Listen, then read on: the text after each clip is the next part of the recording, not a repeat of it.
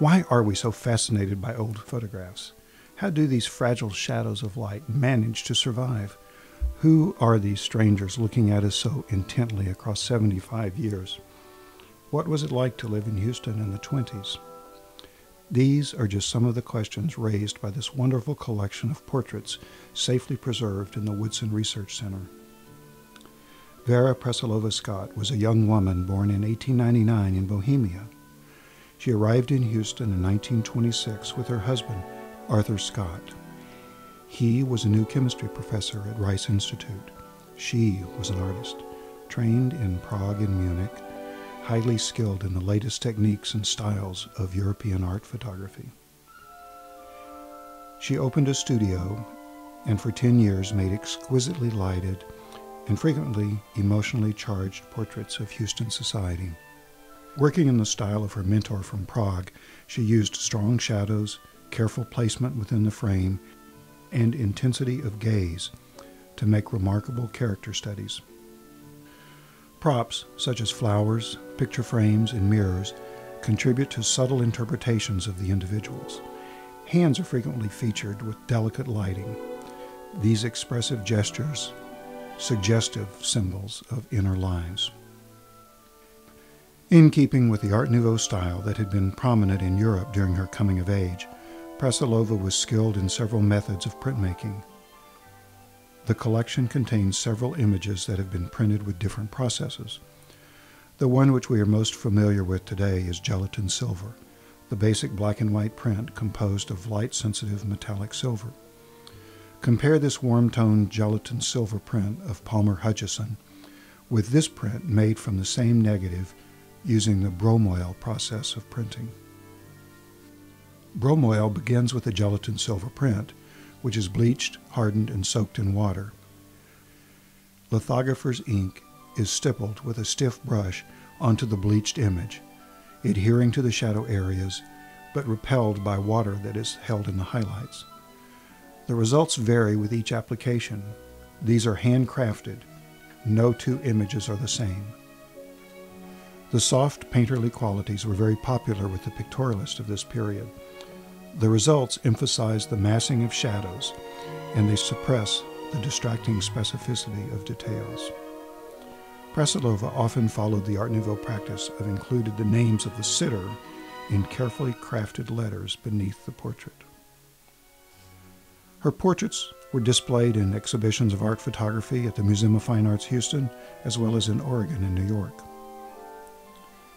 In this portrait of Captain James Addison Baker, notice the atmospheric effects contributed by the bromoil process. See the stippled brushwork at the edges of the image? In this gelatin silver print, he looks much different in the formality of his academic regalia.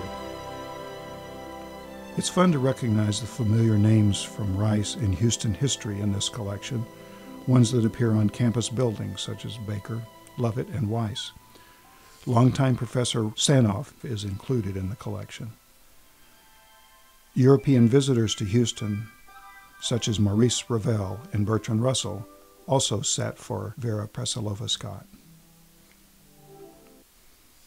Important citizens and benefactors of the city, such as Blaffer, Fleming, Sharp, Carolyn Weiss Law, Garwood, Fransheim, Farish, Cravens, Nina Cullen, Agnes Cullen Arnold. I was fascinated to see portraits of women I have met in the prime of their lives, such as Jane Blaffer, Patsy Cravens, and Marie Lee Phelps. It is possible to see the same individual depicted over a period of years, such as these two views of Marie Lee Phelps, taken at different times and in different printing processes, shown with different props. Two views of Adelaide Lovett Baker, 5 years apart, the first in bromoil, then in gelatin silver. Harriet Bath in the same year, but in very different attire. Joanne Hill Cromaris is pictured here in profile, a medieval saintly pose. 1 year later, different poses reveal a modern, sophisticated young woman. Jane Blaffer is presented in this wonderful group, shown in different poses, in different moods. In this collection donated to Woodson by the three daughters of Prasilova Scott after her death in 1996, we also see the evolution of the photographer's style.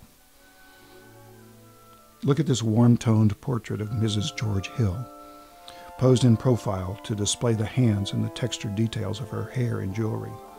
It resembles a painting that displays the virtuosity of the photographer's skills to capture details. In a second portrait, she has turned 3/4. Freed of the support of the chair, she has become more of an individual.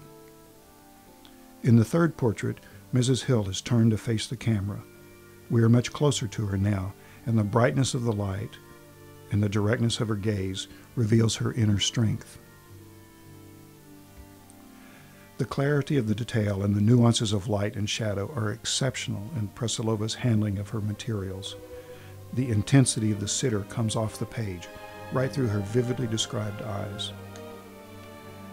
Prasilova's effective use of focus concentrates our attention on those eyes.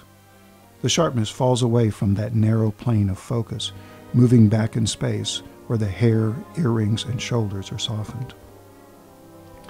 This dramatic portrait also demonstrates her use of asymmetry placement of the face within the frame. The strong shadow separates the face from the background. High side lighting gives dimension to the facial features and the musculature of the neck. The curve of the black dress completes the dynamic composition. She is no longer relying on the bromoil to suppress the details and to generalize the abstract shapes. She has become a modernist. A final question remains. Why the qualitative difference between the genders depicted in her portraits? Did this reflect her ability to relate more easily and intimately with the women? Perhaps the women, being of the leisure class, had more time for the sitting, through which a more personal connection developed, and we are seeing the quality of the relationship between subject and the photographer. Usually only one print exists of each of the men. Do I imagine their discomfort from her scrutiny? Were they too important, too busy, to invest the necessary time for a more nuanced and feeling image? Too guarded against this European woman? The women, however, were entranced. They collaborated and gave more of themselves. Were they more practiced, more familiar with the process of presenting themselves, assuming different guises, moods, expressions? Come see these wonderful pictures and decide for yourself.